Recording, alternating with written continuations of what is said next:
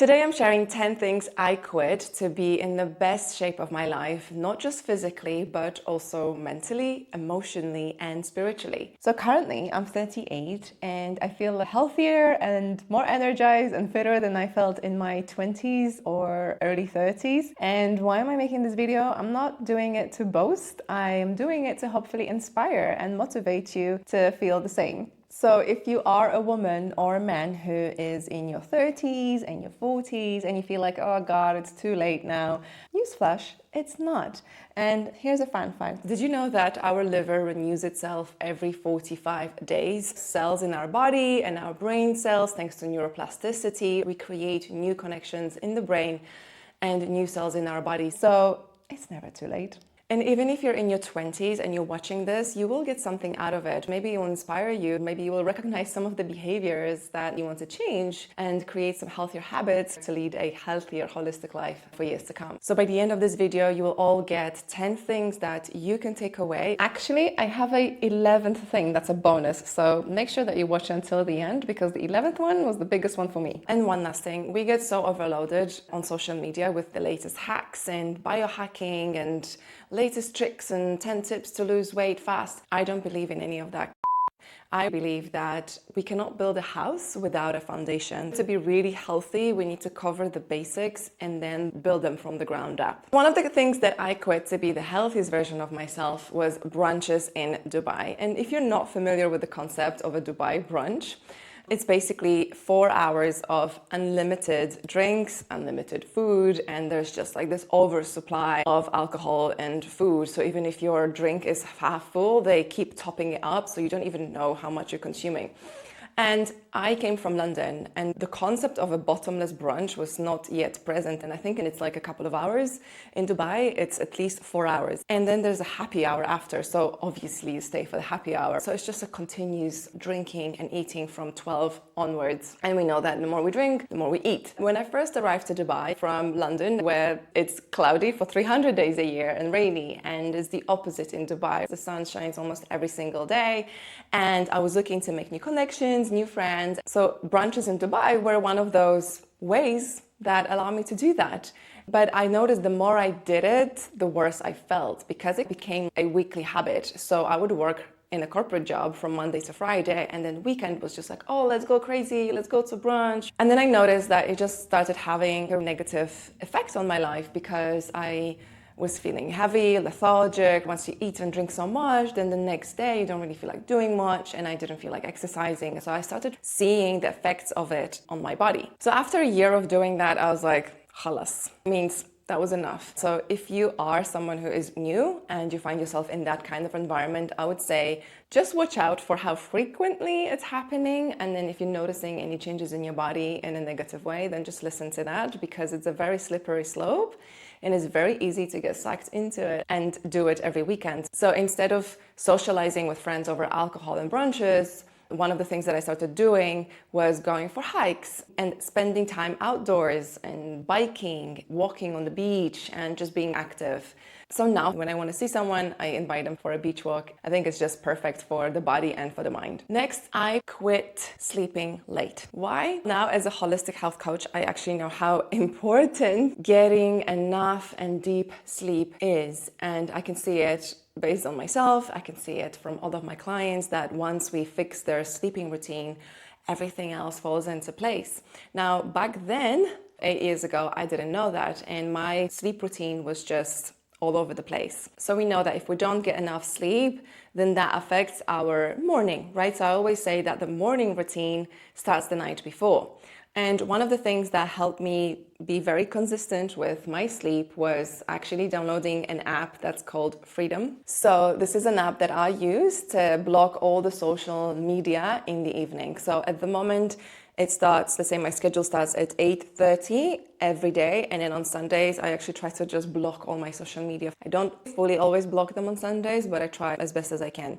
So this helps me just to block all the distractions in the evening and helps me from scrolling in bed.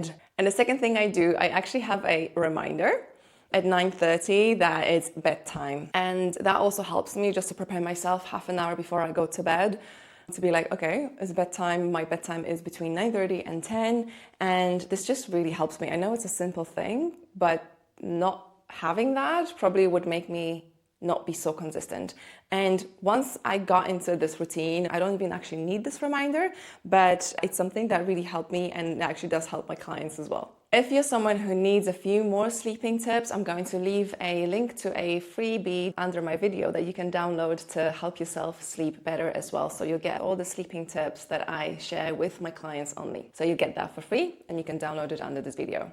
Next, I quit working out because I had to. There was a time where I would do CrossFit, not because I loved it or I enjoyed it, I hated it, but I did it to fit in because all of my colleagues and my corporate job did CrossFit. So I was like, okay, let me join you guys. That need of belonging and needing to fit in was there years ago. Now I work out and I do things that I love and I go to the gym because I love. And also I change my mindset. And maybe that's something that will help you too, is changing your mindset. We don't have to move. We get to move. If you have two functioning arms and you have a functioning core and you have functioning legs, then you get to move, because there's people who don't have that privilege and they don't get to move their legs because maybe they're on a wheelchair. So it's important to make sure that you don't take that for granted. And if you don't feel like going to the gym, down below, I also put a link to a movement menu that I also normally just share with my clients. If you're watching this video, you'll get access to it for free. So you'll be able to choose from over 40 different movement types and find something that maybe you haven't done in a long time, or maybe you like doing when you were a kid or a teenager. Oh my God, I haven't done that. How much fun that was. Make sure that it's something that you enjoy and it's fun, and it's not something that you feel forced to do, but it's something that you just love doing and it's been a long time. Next thing I quit was not having breakfast. So when I worked in the corporate job, those years when I would not prioritize my sleep and therefore I would wake up late and therefore I wouldn't have time to have breakfast, so I would just start with coffee. Now, all these years later, I know how important personally breakfast is for me, and I also say it for many of my clients. When we have breakfast, breakfast gives us energy. Food is there to give us energy. And by having breakfast, I feel energized until lunchtime. And by not having breakfast, I was drinking coffee and just suppressing that hunger with a coconut latte. Imagine it's like driving a car on an empty tank. How far are you gonna go? You're not gonna go that far. And I know that some people are fans of intermittent fasting, for example. So if that's something that works for you, great. I'm not saying one size fits all, but it's something that I found that worked well for me. So if you feel like you're waking up in the morning without energy and you're lethargic, then try having breakfast first thing in the morning and just listen to your body, listen to your symptoms. Maybe your stomach is growling. Maybe you are hangry. Maybe you don't want to talk. There's different ways that our body is giving us symptoms. So what I'm saying is your body will give you the signals, and all you have to do is just to tune in and listen to it. Next thing I quit was caffeine before anything, and that is connected to the previous point. I used to wake up at 5, and in order to stay awake, I would have an espresso at home, then I would go to CrossFit, I'd come back, then I would have another coffee, and then I'd go to the office and I'd have another coffee. Actually, there was a point in my life where I was on 8 cups of coffee a day. That was crazy, but we had a barista in the office, so it was just a thing and it was a hangout. But it became this thing where I couldn't function without it. I would have jitters. When we have too much caffeine in the system, what happens is that our bodies retain water. So if you notice that you're drinking a lot of coffee and you feel puffy and you feel like your body's retaining a lot of water, that might be one of the reasons why. So one of the things that helped me, and I don't really recommend it to everybody, but what happened to me was I went cold turkey. And actually that was a year after I arrived in Dubai. I ended up going to Vipassana in India. For those of you who don't know, Vipassana is a silent meditation. Some people call it retreat, some people call it prison, depends how you see it. But it's a silent meditation course where you don't talk for 10 days and you meditate for about 10 hours a day. Not straight, not continuously, with breaks. We would be waking up 4 o'clock in the morning and I was scraping the walls, begging people for coffee, but there was no coffee. What actually saved me was ginger tea. Ginger tea brought the inflammation down from my body, and after 10 days, I lost 5 kgs without even trying. Also with Vipassana, my cortisol levels went down because I was so stressed. If you'd like me to talk a little bit more about that, I can make a separate video, let me know. I'm not saying do a Vipassana to quit your coffee, but just notice your symptoms on your body. How are you feeling? Do you feel jittery? Do you feel like you're retaining water? And if you are, maybe try to cut down on the caffeine. And there's one thing that I can recommend, which is my 14-day gut cleanse, where we cut out caffeine for about 7 days. And I've noticed that clients who have done that, they were addicted to coffee. And just like I used to, they started the day with the coffee instead of breakfast. And thanks to this cleanse, they were able to kick that coffee habit to the curb. And now one of my clients switched to matcha. She stopped drinking coffee. And it had such a beautiful positive effect on her. So check out the 14-day gut cleanse. I'll put a link in the video as well and see if it's something that might serve you. Next thing I quit was hanging out with toxic people. And I would say in the friendship way or in the professional way, you know that feeling that you get when you're in the presence of someone and you're not being fully yourself? I started asking myself why I was being that way. And why was I being different in front of other people and hanging out with those type of people that I felt really good in the presence of them and I could just be myself?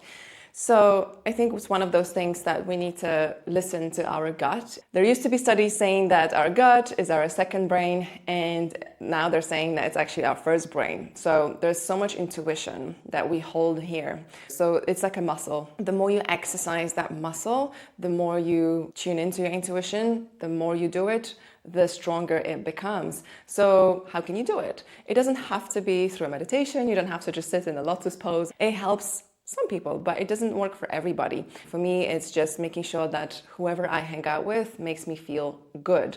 And I started meditation, for example, and that was one of those ways that helped me tune into my body more. But if that doesn't work for you, you can just try doing something that you love and something that quiets your brain. So whether that's going cycling or going for long walks, or even just being in the presence of someone that you love, or having a pet. There's so many different ways that can work for you, and everyone's different. So I would say find something that really helps to quiet your mind and get in tune with your body, and listen to those signs next time when you're in the presence of someone and you find yourself acting in a weird way. It's like, why am I being this way? Or why is this person maybe triggering me? Are they really adding something positive into my life or not? And if the answer is no, then there might be a way to perhaps not have to cut this person out of your life like this. Gradually just spend less and less time with them and see if you miss them and see if they miss you, and see if there's some changes actually to other people that you start attracting when you cut down those toxic people. Because what I started seeing is that when I cut down those toxic people, amazing people started coming into my life, and people who are more aligned with my values and my beliefs.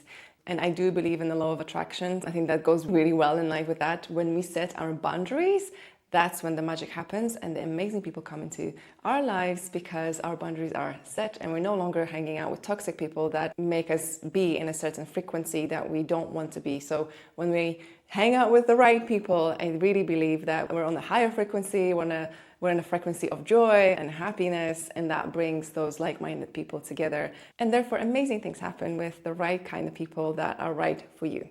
The next thing I quit was addiction to being busy. Before, years ago, when people would ask me, hey, hi, how are you doing? I would answer, oh my God, I'm so busy. And it was just kind of like a badge of honor. And maybe you've heard it somewhere before, right? It's not rocket science, but the busier I got, the more burnout I got. So I stopped saying I'm busy. And when people started asking me, hey, how are you doing? I would say, oh, I've had a really productive day. I'm feeling great. I'm feeling happy. I'm feeling positive. I'm feeling grateful. All of these different ways of saying how I was. It was such a big shift for me. And through meditation and self-development that I did over the past 5 years or so, that really helped me shift that perspective from, oh, well, I want to be busy, to, no, I want to feel like I'm making a difference and I'm helping my clients lead healthier and happier lives. And that's how I answer it these days. I no longer feel like I need to be busy. And once you listen to this, I feel like you're going to start noticing people that come into your life and you ask them, for example, hey, how are you doing? And they will say, oh, I'm so busy. And I feel like you're going to start noticing this more and more. So just pay attention to whether you're saying it or other people are saying it to you, and you can help yourself and you can help them too. So you're like, is busy really the thing that you want to be known for? Is busy really the thing that you want to take away with you for the rest of your life that you have been busy? Probably not. The next thing I quit to feel the happiest and healthiest I've ever been is feeling guilty for saying no. Any people pleasers in here, then you will understand what I'm talking about. And I think I've had that people pleasing syndrome for a very long time, especially like when I moved from London to Dubai, I wanted to fit in, I wanted to have that sense of belonging, and it was difficult for me to say no. So whenever there was someone's birthday, I would always say yes because I had a FOMO. And after a while, that turned into exhaustion or burnout. There's also the saying that goes, you're always going to say no, you're just going to say it to yourself. So when you're saying yes to someone, you're going to say no to yourself. And that really made me think. I'm like, okay, so I'm saying yes to something that I really don't want to do. That means I'm saying no to myself. And that created a really big shift for me. And also I started valuing myself more and working a lot on self-love and my self-worth and my self-belief. If you would like me to make a video on that, please let me know. There's a lot of women, I think specifically, who end up valuing themselves less, possibly because of some experiences in their lives. And I really believe that everything is connected. Like when it comes to that guilt, and guilt is one of the low frequency emotions we can't create from the place of guilt. Everything changed for me the moment I started valuing my presence more. I'm like, okay, my time is valuable, my energy is valuable. I know I bring a lot to the table, and I don't mean it in a boasting way. I just mean it in a way that my presence is valuable, and my resources, my time, my energy. If you've done the human design test and where you get your energy from, I know I'm a generator, so I cannot give other people energy unless I regenerate my own energy. So I first have to regenerate, give it to myself, and then I can give it to others. If you're curious about where you get your energy from, here's a link to the human design test. You can do online, it's free, and I'm curious what results and insights you got from it. Okay, so the next thing I quit to become the healthiest version of myself is alcohol. Now, I didn't quit it 100%, but let's say I think I quit it maybe 90%. I still enjoy an occasional drink here and there, but I actually switched to drinking natural wine. And the reason for that is that natural wines do not contain sulfites. And sulfites are those really nasty ingredients that get added to wine to preserve and make it last longer. Why did I quit alcohol? I think the further I'm going on my spiritual journey, it just became this thing where I started needing it less and less. And also there was a time when I was wearing my Whoop watch. I don't wear it anymore because I just like my one watch. I looked weird with two watches on my two wrists. But when I wore the Whoop watch, it was showing me that my recovery, just even after 2-3 drinks, was in red. So that impacted my recovery the next day. And sometimes we don't even think about it, but when you see it as raw data and you notice that, right? Okay, I know why I'm not really feeling my best today. It's because I had a couple of drinks yesterday. So I think the more self-aware we become, and I became, that kind of made me realize that actually drinking is just, I've been there, done that. Like I said, I've brunched it all in Dubai, and I think there comes a point in your life when you're just like, there's more to life than just alcohol. And if you'd like to know how to booze, let's say, without a detriment to your health, I'm going to include a free downloadable at the bottom of the video as well for you to download so that you can educate yourself a little bit more and just make a decision for yourself. Okay, so the next thing I quit to become the healthiest version of myself is a corporate job. I'm not telling you that you should quit to become the healthiest version of yourself mentally, physically, but for me, it was a big deal because of all the stress and the many burnouts that I experienced in my 20 plus years of corporate marketing in London and in Dubai. I'm going to share my story in another video and I'm going to publish it very soon. I just knew that when I was in corporate, I was not in alignment with my highest purpose. And now by being a holistic health coach and transformation coach, I know that I am, because I feel like I'm actually making a difference and I'm helping women and men lead a healthier and happier lifestyle. And like I said, I'm not telling you to quit your job to become healthiest, but maybe just become more aware of any side effects, let's say, that your corporate job or any job might be having on you. So if you feel unhappy, if you feel unfulfilled and you feel stuck, then how can you get unstuck? And if it's something that you would like me to talk a little bit more about, let me know in the comments below. I'll make a separate video about that. And the last thing that I quit to become the healthiest, happiest version of myself is actually dieting. I dieted on and off for 15 years and I tried every single diet there is in the world, low carb, keto, vegan, and I actually got anemia, I think at the age of 22. I couldn't run for about 5 minutes. I didn't know why. I had horrible breakouts on my chin. And then I went to see a holistic doctor in London on Harley Street, and she basically said to me that my hormones are as if I was a woman in the menopause and that my iron levels are very low and I need to eat meat. And that was a huge wake-up call because I didn't eat meat at that time for about 2 years. So that's my personal journey, and I'm not saying that everyone has to eat meat. If you're vegan, cool. But I know that dieting had a terrible effect on my health, but thanks to that, I'm actually able to help women now who are going through that because I understand how we think and how we feel when it comes to dieting. So how did I quit dieting? I think I was so tired of calorie counting and juicing and detoxing, doing all of these things that eventually one day I just woke up and I just had enough. And I decided to love myself. And instead of looking in the mirror and talking badly about my body, about my belly, which I used to do a lot, I just decided it's enough. Like, it's been 15 years, it's not working. And I needed to do something else. And I started to give myself love. If it's something that you would like me to talk a little bit more about, then let me know and I can share that in a little bit more detail. But if you're someone who is on that journey right now and you are dieting and it's not really making you happy, it's not bringing you the results that you want, just remember that your body is here to help. And your body is a very powerful healer. And I really believe that when we treat our body with love and we give it love, it will give you love back. So when you catch yourself thinking negatively about your body or having that negative self-talk, I really want you to become mindful of it and try to make some changes. So instead of saying, oh, I hate my body, or my body is not serving me anymore, I really want you to tune into that and catch yourself. That's the first thing that you can do. Just catch yourself on that negative self-talk and say instead, I love my body. I'm grateful for my body. My body's giving me so much. My body's giving me energy to move. My body's giving me the energy to think, to work, to be with my family or friends, to travel, to do all these beautiful things that I want to do. When we turn that negative self-talk into gratitude, amazing things can happen. So that's what I did. I turned that negative self-talk into gratitude and I started being very grateful for my body and it responded in beautiful ways. So that's all I have for you today. If you like this video, please leave a comment or like or subscribe to my channel. And if you'd like me to cover any of these topics in more detail, leave me a comment below. I'd love to hear from you and see you in the next video.